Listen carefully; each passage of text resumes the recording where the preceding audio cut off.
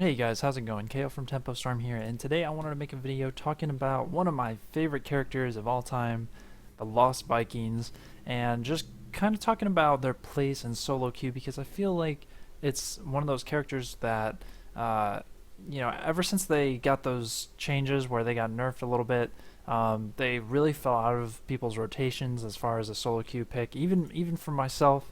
But I still feel like they do have a place, and I feel like if you're playing them correctly and you're using all the tools that they have, you can get a lot more out of them than you would expect. So, this video is really aimed at anybody who's either climbing the ladder or even just rank one players. Um, Vikings is definitely a character you should probably be working into your rotation a little bit more.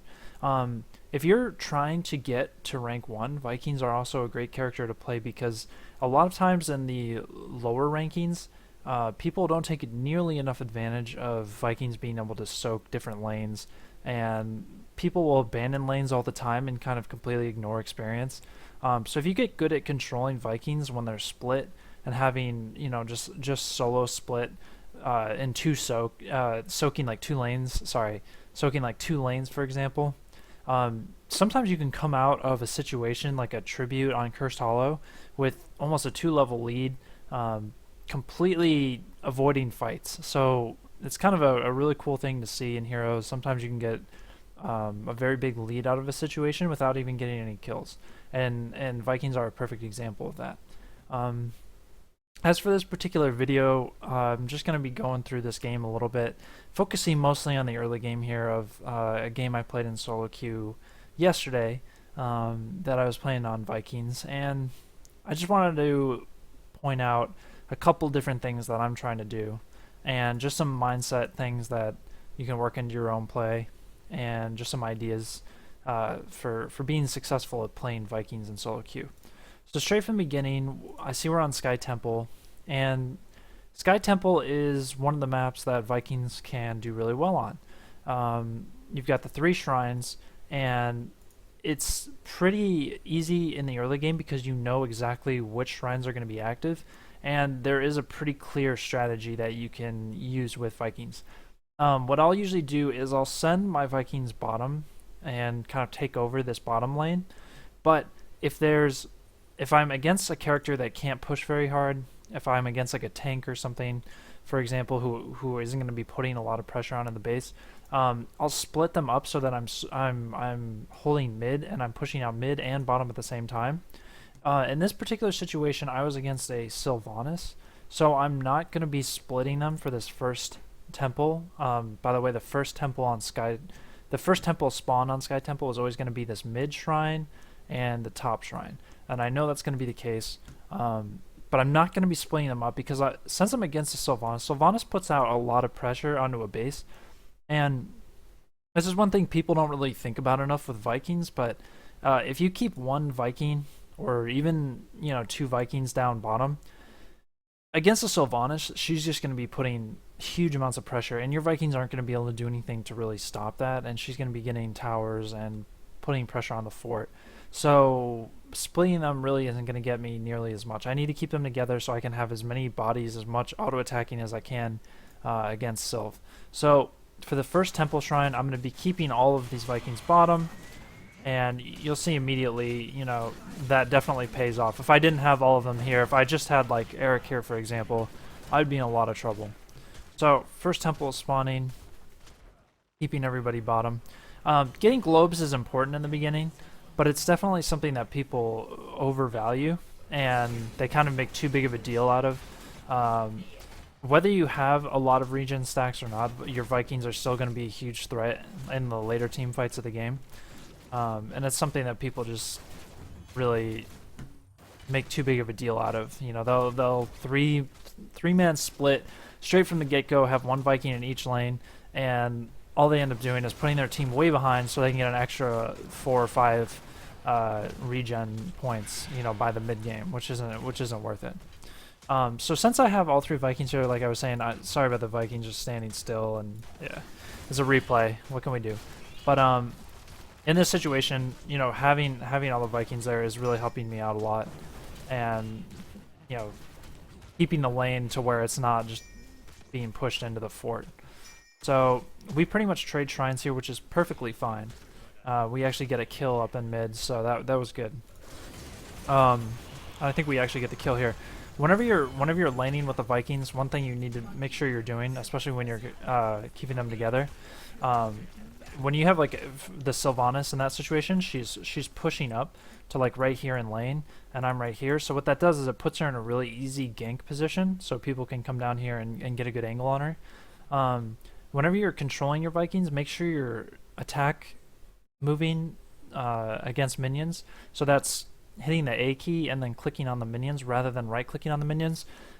If you're right-clicking on the minions and you're selecting Olaf, what's going to happen? Olaf is going to use the charge that he has, and he's going to be wasting it on the minions. And what you want to do is make sure that with Olaf you're holding on to that charge, and that's at 30% slow for 3 seconds.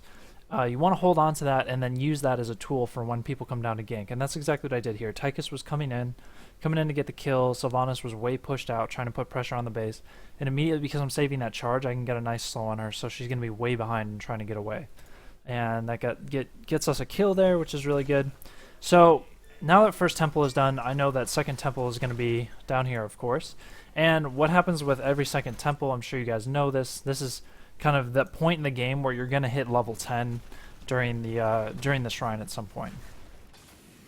So knowing that, I'm going to make sure that when that temple spawns down here, that I'm going to have my Vikings grouped enough so that they'll be able to react.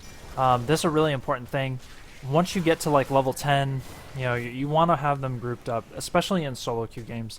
It's not always the case when you're playing with a coordinated team and everything who knows exactly what you're trying to do. If you're trying to make a play in terms of split soaking on the map or whatever, but that's not something I'm trying to do in this particular game. This particular game, I'm much more focused on winning team fights, being there with my team.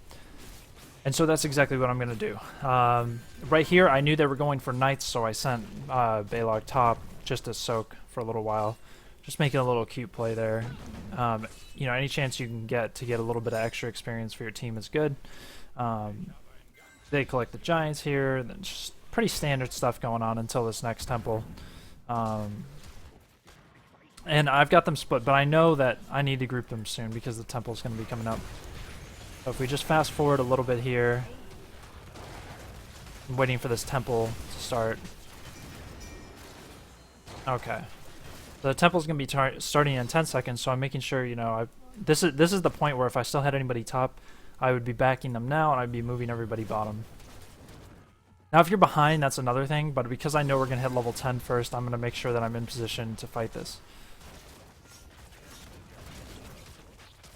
So here we've got everybody moving down, getting ready to team fight over it. They know they're not going to hit 10 soon, so they're not worried about grouping down here as much and fighting over it. I get another kill there. But yeah, so this is exactly where I'd want to be if there was going to be a team fight happening, having everybody grouped bottom ready to fight at that shrine. Them deciding to give it up is just us being too far ahead. Another thing to remember too, for team fights, when you're playing Vikings, what you want to be doing as far as control goes is you want to be moving into their backline. You want to be in a position where you're kind of baiting them with the boat into either focusing you or focusing on the team fight. So that's kind of a tricky thing because like sometimes damage will get distracted by the boat being near them, and it's like they can get some damage on it, but they're not really sure if they can get the kill. And if you can split people's focus like that in team fights, it's super effective. So always try to do that. Try to get good flanks on the back line, put pressure on them, and then when you're using your boat, remember that the boat duration got increased a lot. So, well, not a huge amount, but it got increased. And that's one of the different changes that the playstyles had with Vikings. In team fights, to get maximum damage and maximum value out of their kit, you want to make sure that you're getting the full duration of the boat. But one of the kind of cool things that you can do to really influence the team fight is moving the boat just close enough that you're kind of making it tempting for the enemy damage to put pressure on the boat rather than to put pressure on the important kill targets that they could be going on anyways.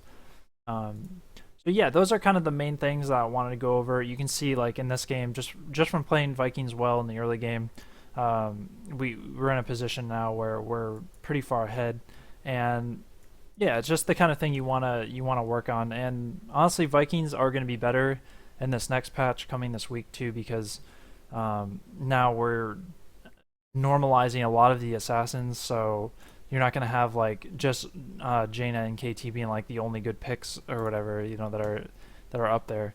There's a lot of good damages, and I feel like Vikings are going to be showing up more. Anyways, guys, I hope that video was helpful. Just some thoughts on how good Vikings are in solo queue. As always, have a good one, and I'll see you guys next time. Bye.